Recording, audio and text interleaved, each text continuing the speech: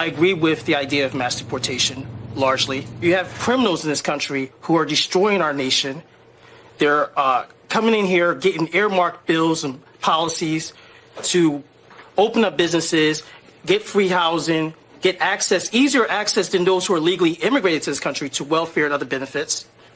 So, like, as a taxpayer, we have to pay for these guys to have luxuries of life, and we don't get anything, especially black Americans who've suffered so much in the system under Democrats.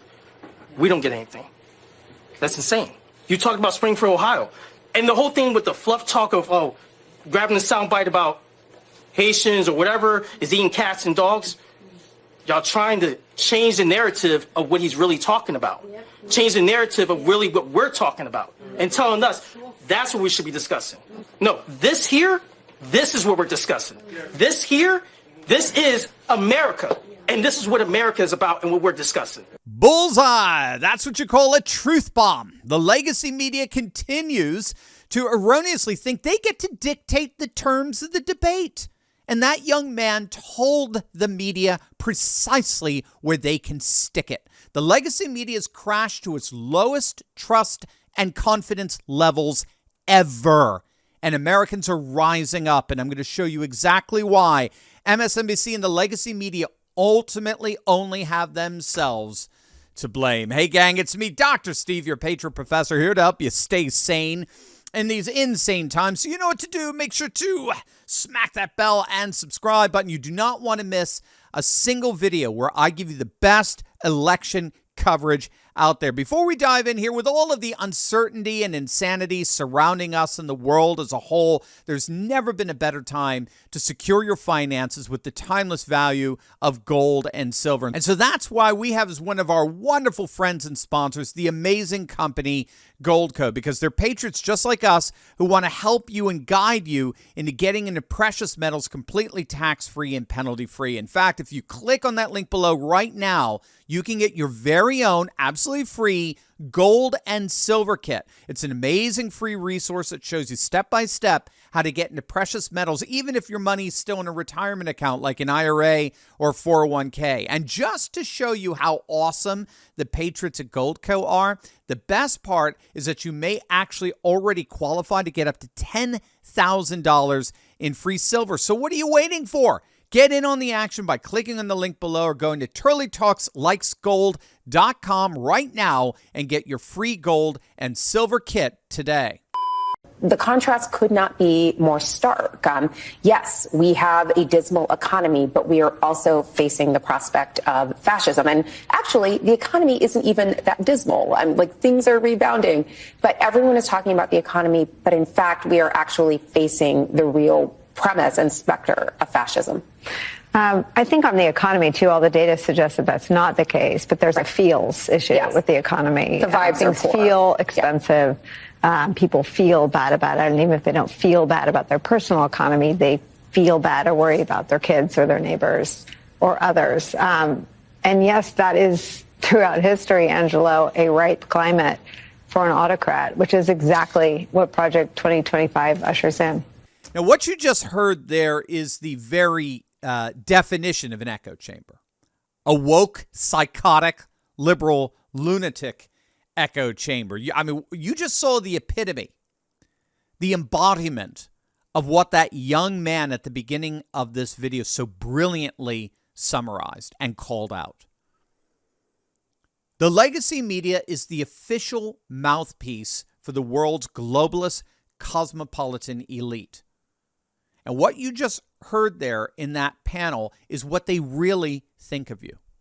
If you're complaining about the economy, it's only because you're ignorant. It's only because you're economically illiterate. Pick up your knuckles from dragging on the floor. Come on. Or as Kamala would say, what else do we know about this population, 18 through 24? They are stupid. That's right. That's right. They're stupid. Remember what she said to Brett Baer? I would never call the American people stupid, with that strange deer in the headlights look that she always seems to have. But this, ironically, is the occasion for the legacy media's demise. Their Marie Antoinette dismissal of the concerns and pains of the vast majority of the nation is only coming back to bite them, as it did Marie Antoinette. This election is simply not going the way the legacy media outlets like MSNBC had scripted. The numbers look absolutely abysmal for the Democrats. Let's start with the Democrat apocalypse that's happening right now in the wonderful state of Florida. The in-person early voting just started, and it has completely obliterated the lead that the Democrats accumulated in their previous mail-in voting. The Democrats' lead in early voting was about 7 points. It got wiped out on the morning of day one of in-person early voting. I mean, it's an absolute bloodbath. Trump is on course to win Florida by double digits.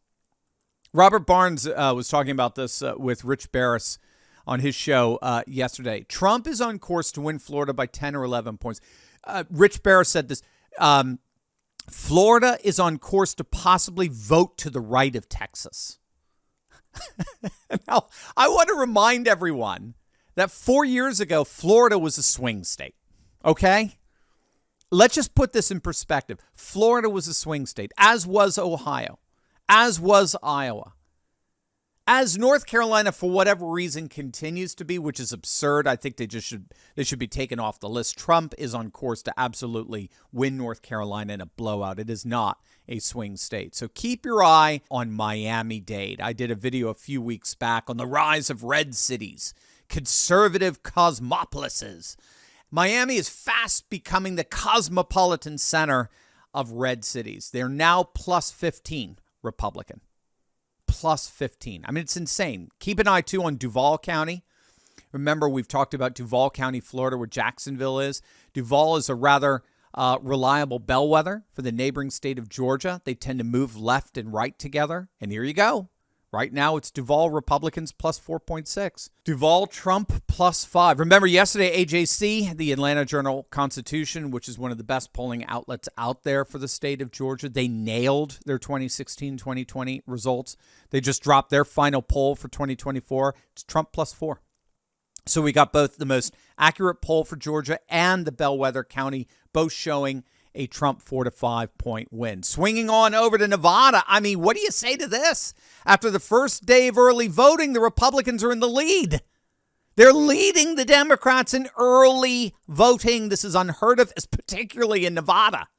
In fact, the early voting is so bad for the Democrats that the betting markets, which have been flatlining for weeks now, they've suddenly surged towards Trump. They're giving him a 65% chance of winning the state that no Republican has won in 20 years. That's how bad it is for Kamala right now. And get this, it gets worse. Take a look at Wisconsin. The heavily Republican counties in Wisconsin absolutely crushed it on day one of early voting. They made up 64% of the voter turnout. And again, we're seeing it in unique ways in state after state after state after state. Everywhere we look, Republicans are significantly up from where they were in 2020, whereas Democrats are significantly and dangerously down. Everywhere. And one of the reasons for this, I would argue, is the fallout from what we saw at the beginning of this video. One of the striking patterns we're seeing in this campaign is a dramatic drop in the black vote, in black voter turnout. Again, Barnes and Barris were talking about this yesterday.